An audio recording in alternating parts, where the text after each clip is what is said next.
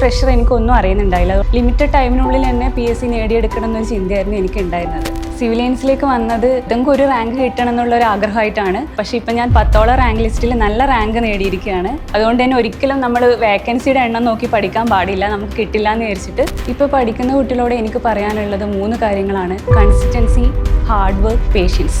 Even വണ്ടിയിൽ travel ചെയ്തിരുന്ന സമയത്ത് പോലും ഞാൻ ക്വസ്റ്റ്യൻസ് ഒക്കെ നോക്കിയിരുന്നിട്ടുണ്ട്. നല്ല രീതിയിലൊരു ഫൗണ്ടേഷൻ ഇവിടുന്ന് കിട്ടി. ഒരു 5 to 6 months ഞാൻ ഒറ്റയ്ക്ക് പഠിക്കുമായിരുന്നെങ്കിൽ എനിക്ക് ഇത്രയും ടൈം ലിമിറ്റഡിനുള്ളിൽ ഈ ഒരു റാങ്ക് അച്ചീവ് ചെയ്യാൻ പറ്റുമെന്ന് ഞാൻ വിചാരിക്കുന്നില്ല.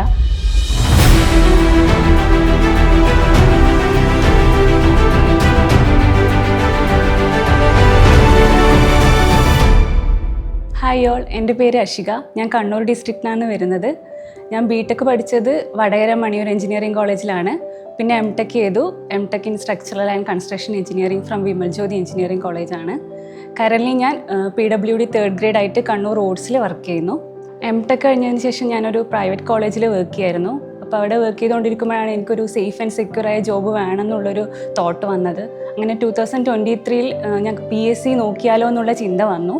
ആസ് എ ഫ്രഷർ എനിക്കൊന്നും അറിയുന്നുണ്ടായില്ല. അതുകൊണ്ട് നല്ലൊരു കോച്ചിങ് കിട്ടിയാൽ പെട്ടെന്ന് തന്നെ ലിമിറ്റഡ് ടൈമിനുള്ളിൽ തന്നെ PSC നേടിയെടുക്കണം എന്നൊരു ചിന്തയായിരുന്നു എനിക്കുണ്ടായിരുന്നത്. അതുകൊണ്ട് തന്നെ ഒരു ബെസ്റ്റ് കോച്ചിങ് സെൻറ്റർ സെലക്ട് ചെയ്യണമെന്ന് വിചാരിച്ചു. അങ്ങനെയാണ് ഞാൻ സിവിലിയൻസിലേക്ക് വരുന്നത്.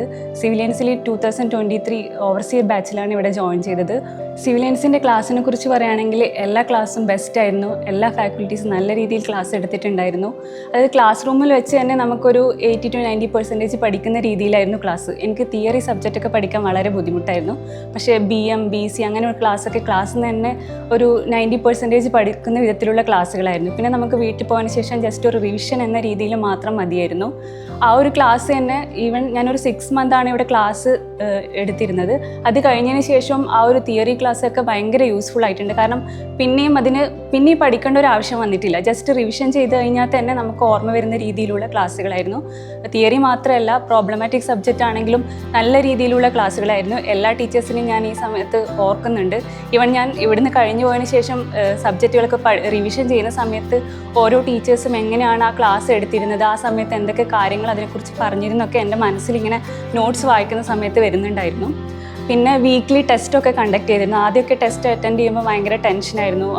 ചിലതൊക്കെ തെറ്റിപ്പോവും, അങ്ങനെയുള്ള പ്രശ്നമുണ്ട്. പക്ഷേ പിന്നീട് അത് ഓവർകം ചെയ്ത് വന്നിട്ടുണ്ട്. ലാസ്റ്റ് ആകുമ്പോഴേക്ക് എക്സാംസൊക്കെ നല്ല രീതിയിൽ അറ്റൻഡ് ചെയ്യാൻ, ടെൻഷൻ ഇല്ലാതെ അറ്റൻഡ് ചെയ്യാൻ പറ്റുന്ന തരത്തിലുള്ള എക്സാംസ് നടന്നതുകൊണ്ട് കുറേ യൂസ്ഫുൾ ആയിട്ടുണ്ട്. എൻ്റെ ഒരു പഠന രീതി എങ്ങനെയാണെന്ന് വെച്ചാൽ, ഞാൻ ആദ്യം 6 മാസമായിരുന്നു ഇവിടെ കോച്ചിങ് ചെയ്തത്. അപ്പോൾ ആദ്യം തന്നെ അത് കഴിഞ്ഞതിന് ശേഷം മൊത്തമായിട്ടും ഇവിടെ നോട്ട് പഠിപ്പിച്ചെന്ന കാര്യങ്ങൾ പഠിച്ചെടുത്തു.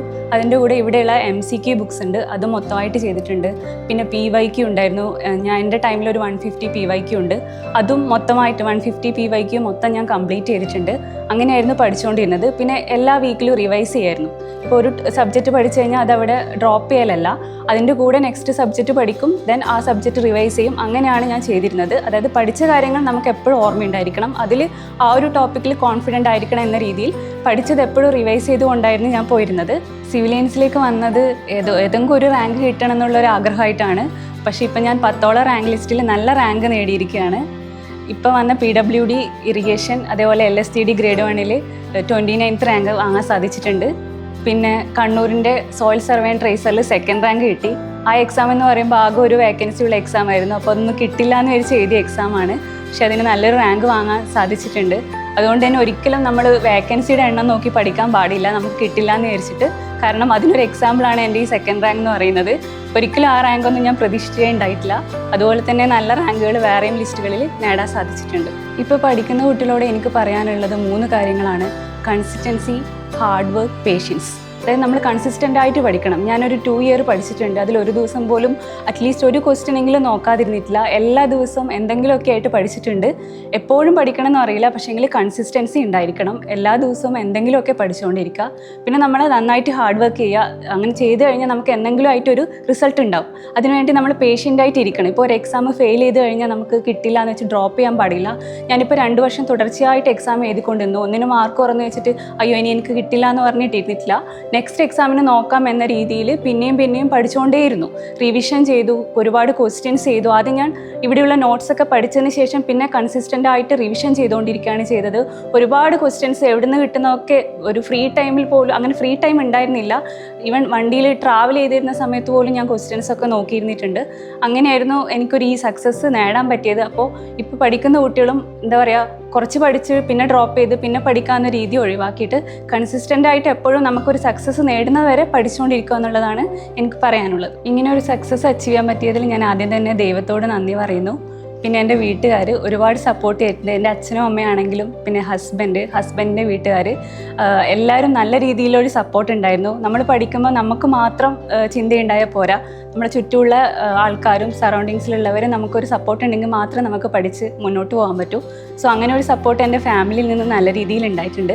പിന്നെ സിവിലിയൻസിനോട് എനിക്കൊരു ബിഗ് താങ്ക്സ് ഉണ്ട്. ഞാനൊരു ഫ്രഷറായിരുന്നു, അപ്പോൾ എനിക്ക് നല്ല രീതിയിലൊരു ഫൗണ്ടേഷൻ ഇവിടുന്ന് കിട്ടി. ഒരു 5 to 6 months എന്തൊക്കെ പഠിക്കണം, എങ്ങനെ പഠിക്കണം എന്നുള്ള കാര്യങ്ങളൊക്കെ സിവിലിയൻസിൽ നിന്നാണ് കിട്ടിയത്. ഞാൻ ഒറ്റയ്ക്ക് പഠിക്കുമായിരുന്നെങ്കിൽ എനിക്ക് ഇത്രയും ടൈം ലിമിറ്റഡിനുള്ളിൽ ഈ ഒരു റാങ്ക് അച്ചീവ് ചെയ്യാൻ പറ്റുമെന്ന് ഞാൻ വിചാരിക്കുന്നില്ല.